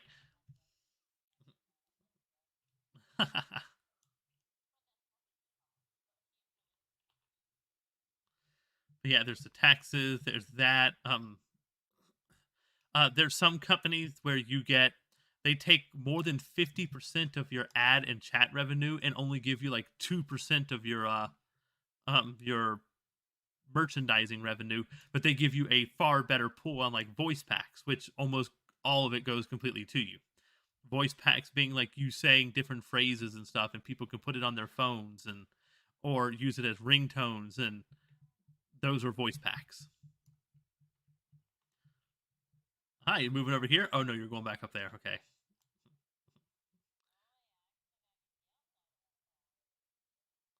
Um, I know there was a thing is on that topic. There was actually something recently about that Niji San. Nope, stopping.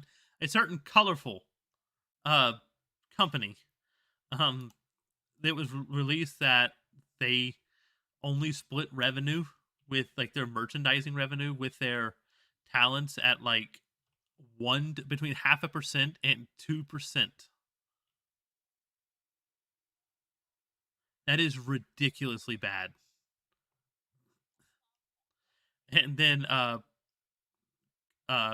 Kason responded that she thought she was getting shafted when she was getting a 50% split on her merchandise with her previous company.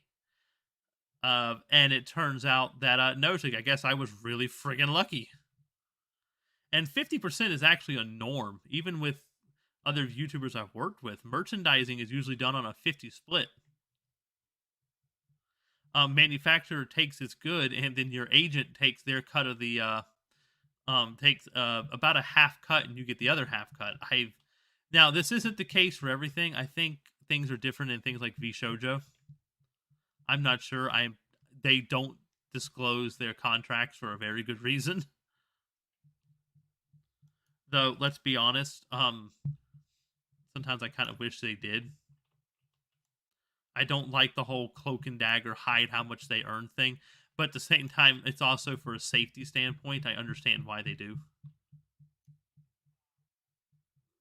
Ooh, a new job available. I mean, imagine if you found how much danger someone being if you found out as a VTuber they're earning more than $1 million a year after taxes. how much danger are they in already? At they're already being hunted and doxxed by people all the time.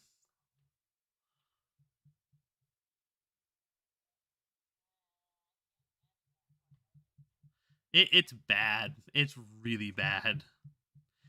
Some agencies and groups have taken to trying to keep them safe and have started putting practices in place. And even Cover Corps had started putting out community guidelines on basically trying to tone down slightly the amount of negativity and what's the word I'm looking for?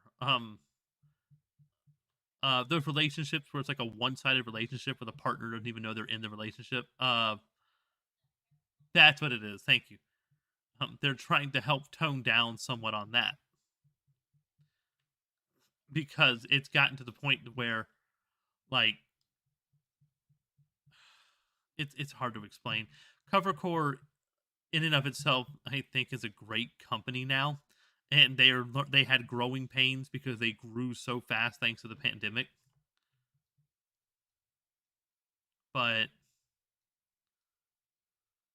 yeah, they it's like to give you an idea, the ID members kind of told the haters to kind of shove it just from the get go, and the Japanese group, while kind of playing somewhat into the parasocialism, they don't really, and they set up hard boundaries for some of their best talents. Like, hey, look, yeah, no, I'm not your friend. I am not your family. I am not in love with you. I'm not dating you. Also, do not ship us. And whatever you do, if you do think, oh my God, they're in a relationship, don't say that shit out loud. Keep it to yourself, kind of thing. But in the English side of it, it's not done that way, especially not when it comes to the ASMR stuff.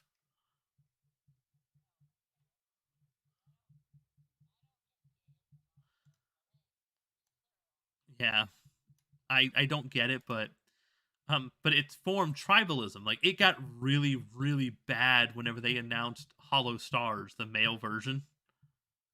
Almost like two-thirds of all messages that the boys side, the male side got of things led to was hate mail and doxing and death threats. Because how dare you put men with my women, and how dare you possibly interfere with my lesbian ship? That's not a joke. That is how some of the messages were worded. It was parasocialism in and of its most. Or people actively thinking that they have the right to control what content and who it's made with from these people. Not everyone's like that. Most of the community is well grounded. But the outspoken few, you know what I mean?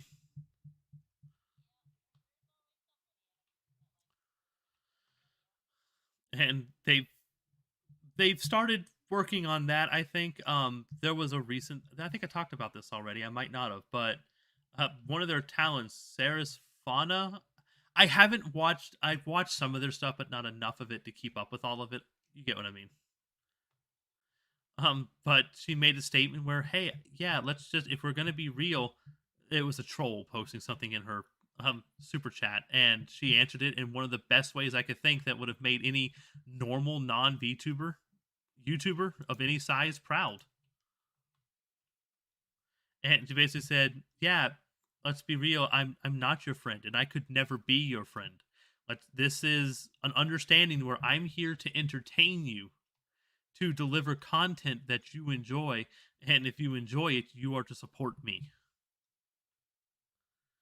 And I, yeah.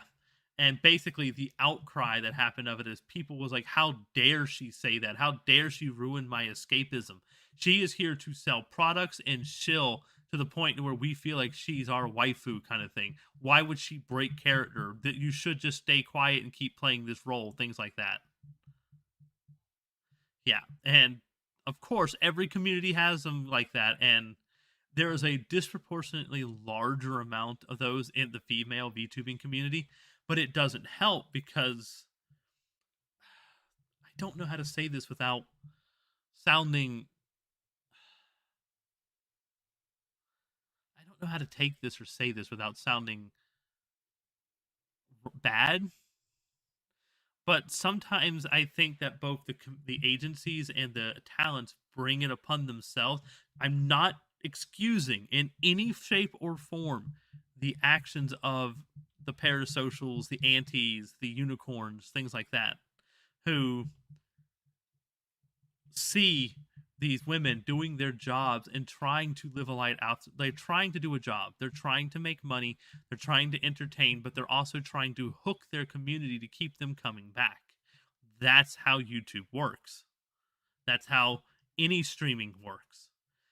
But they have a cute 3D model, and it feeds into when you constantly compliment, "Oh, I love you. Thank you so much for coming in today. You've like I'm so glad you're here." Even though they're not speaking directly to you, that one viewer, they're speaking to everyone. It feeds in their smiling and calming face feeds into a feedback loop of positivity, maybe in the life of somebody who doesn't get a lot of it. Now they want more of that positivity, and it just keeps building. And the more they keep doing this, and the more they keep coming back, you get what I mean? It's and like I said, I don't blame the VTubers themselves or the agencies. They're just trying to grow their numbers. But it's on every side. There are ways to make this right. I don't have answers. I'm going to say that now, just in case somebody watches this video later and decides to somehow quote me on some shit. I doubt it. I'm not big enough for anybody to know who the fuck I am. Um, but I don't have answers. I know they don't. They want to make content they want, and they want people to enjoy it. They don't owe anybody anything outside of maybe the company who helped them get started. They make content. If you like that content, you give them your membership, your super chats, and their ads. If you don't like their content, or you don't like the fact that they're not showing some special attention to you, don't give it to them. That's how you can show support.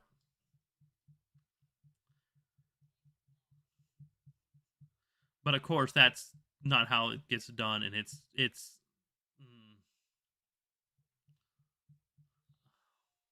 I know this is a weird and odd topic, and I don't know why I'm even on this topic, but I'm on it.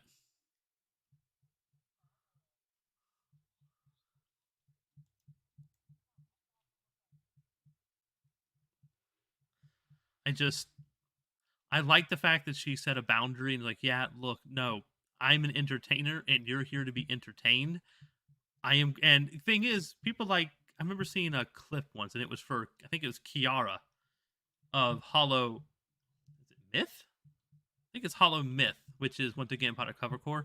And when they made the announcement of Hollow Stars EN Tempest, so the English boys, um, there was literally she was like, she's going to be supportive of them. She's gonna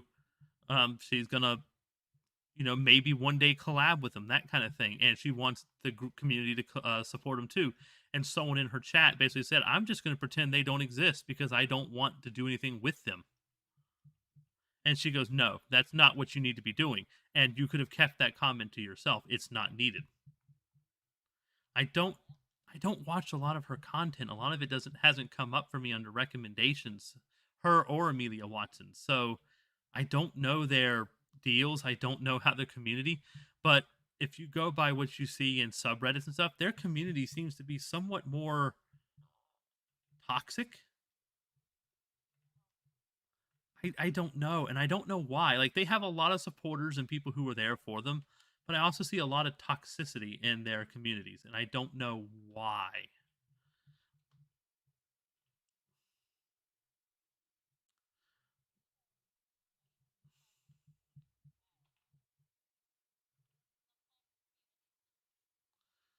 Yeah.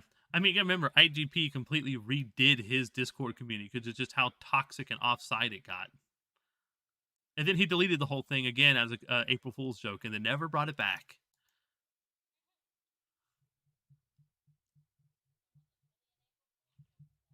Yeah, good point. Maybe it wasn't, but I don't know. I do hope. I don't really care what an agency, a non-agency, an indie, a company, whatever. I just, as a YouTuber myself, even if I'm not a VTuber right now, be respectful.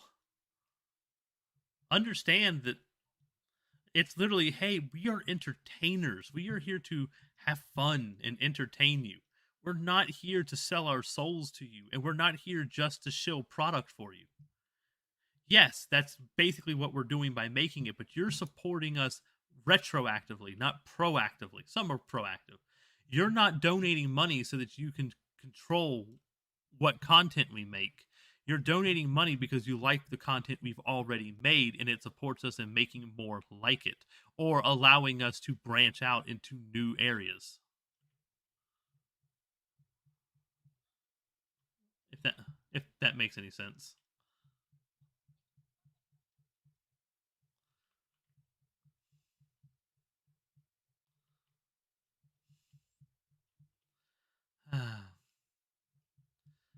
It does get me rather confused. I don't know.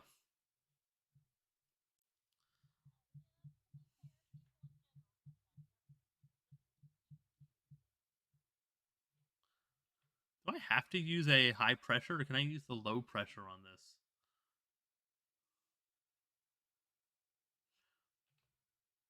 I mean, that actually did a damn good job of removing most of it. Only now I seem to be weirdly locked. There we go.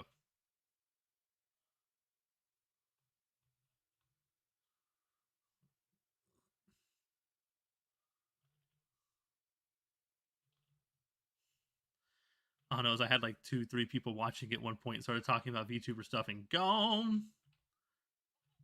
Which is what makes me think I need to actually, if I'm going to debut, use my old channel as a springboard kind of thing and make references to it, but debut on a new channel. Not out of spite, but just because if I'm going to build anything, my channel might not be the best setup for it.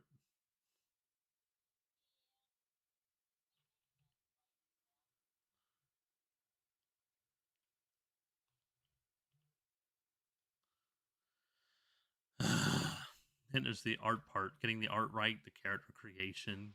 Oh my god, there's so much.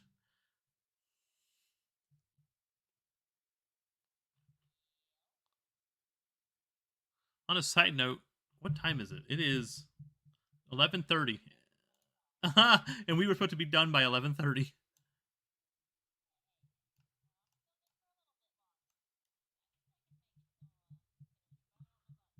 Oh, I can make it. I was worried about um you. I have the time to get to the end. I go to bed at 4 in the morning to be at work at 12 in the afternoon.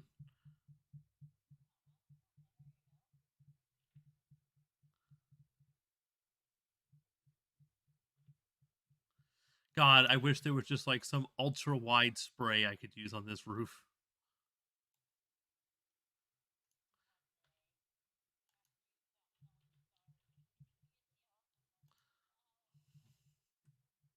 I have no idea.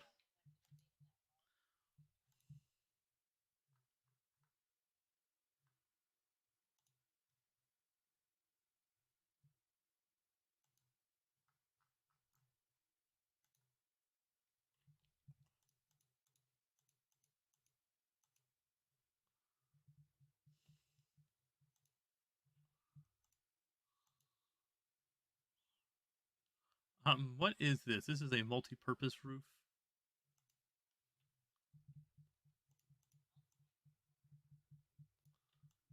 Cheating time.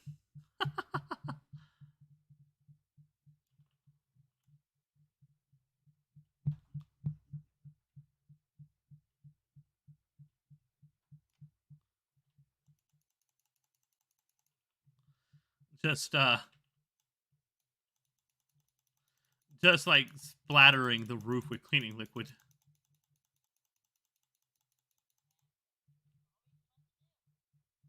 And it just eats everything off the roof and cleans it so much faster. Kind of for now.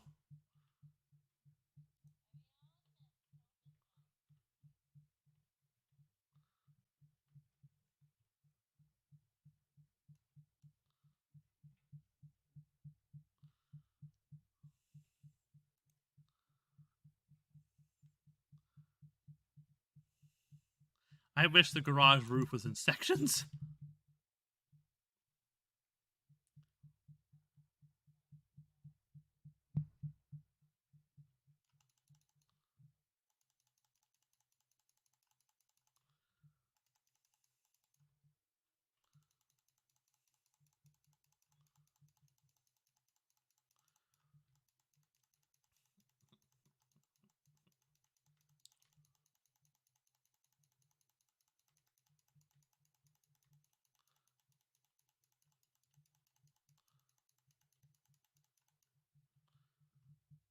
Oh, you're up there cleaning. But I've heard another power washer, and I go, where the hell is she?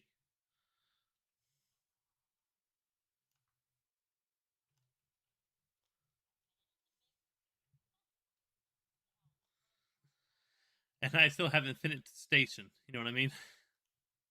But I mean, it was close. I was really close.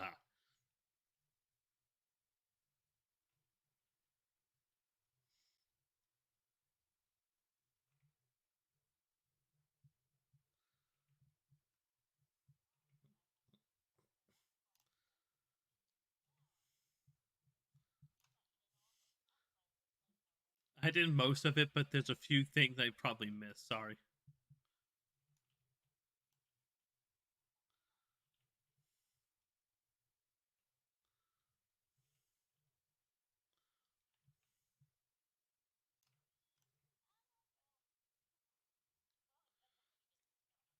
Come on, garage roof. Give me some friggin' pity here. Ding already.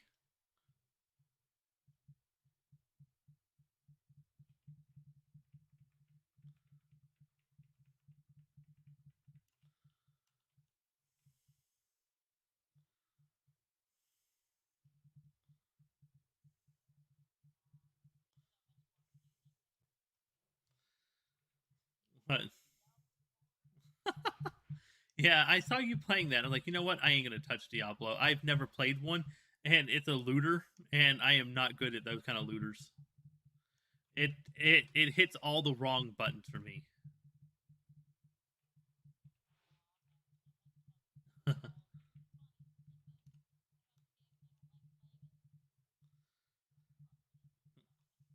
Hey, sometimes change is good. Come on, ding, ding! God damn you! Yes. Oh yeah. Sorry. It felt good to get that ding. Sorry. It's clean. Now to get all this rust off this roof. I mean, this metal wall.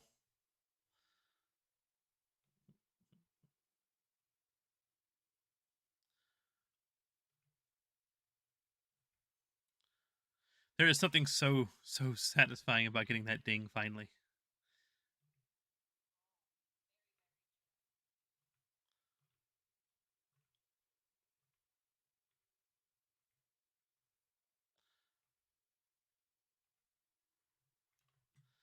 There is so much rust on this wall.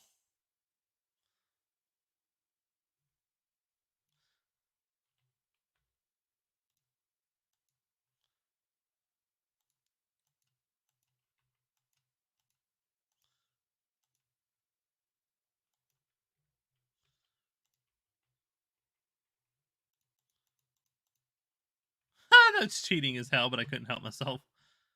I used metal cleaner and just spritzed it a few times, and ding, done.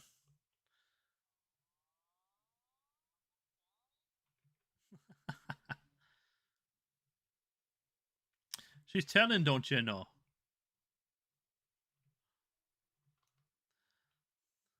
We just want to be left alone, don't you know? Oh God, I got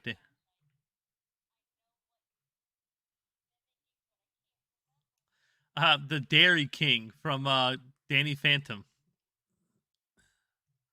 He's like, not all of us goes to the evil, don't you know? Some of us just want to be left alone, don't you know?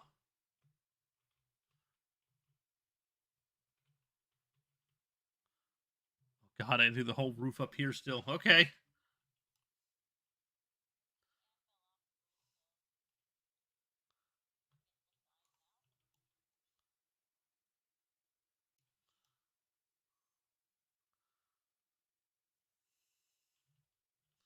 It goes so much easier when both of us can get up here and do this.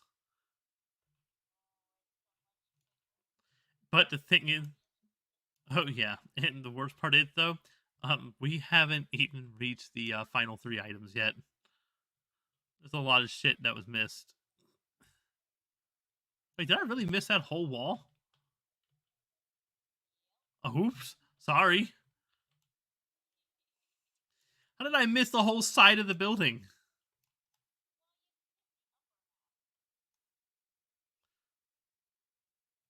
Oh, that ding right next to me.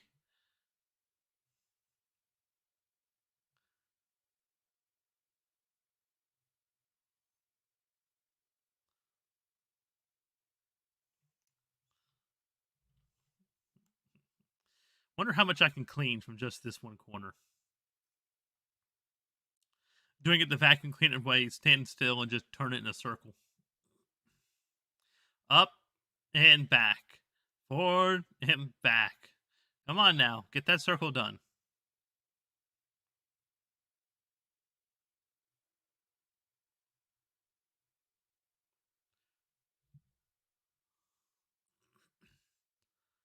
How we doing? 96%. And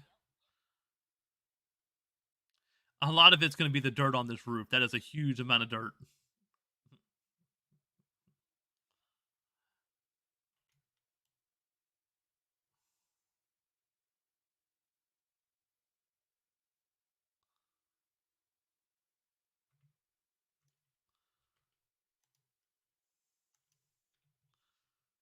And let's see how this goes.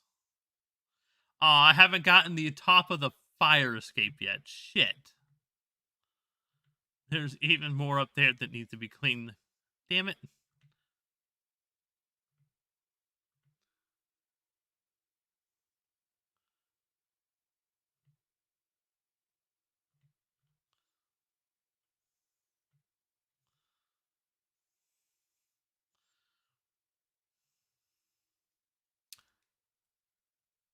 Sometimes, though, the satisfying can turn into frustration. You know what I mean?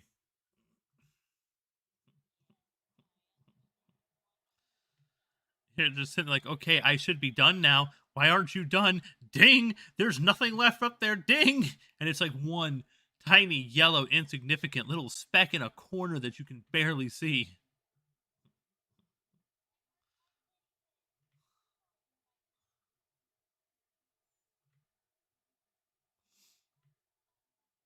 Suck it.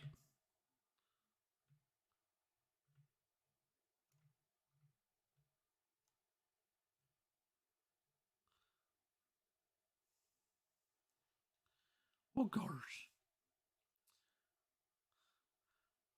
Oh, no.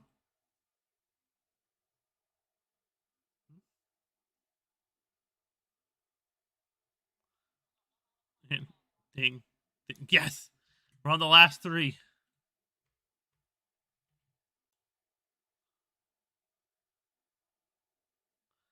Cladding and roof. That's it. It's the thing that I'm trying to clean right now.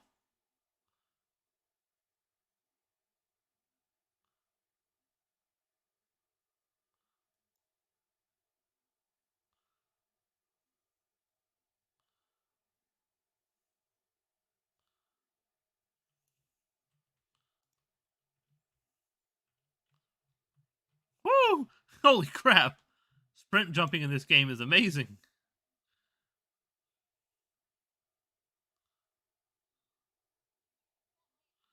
I know. Oh, there's the cladding.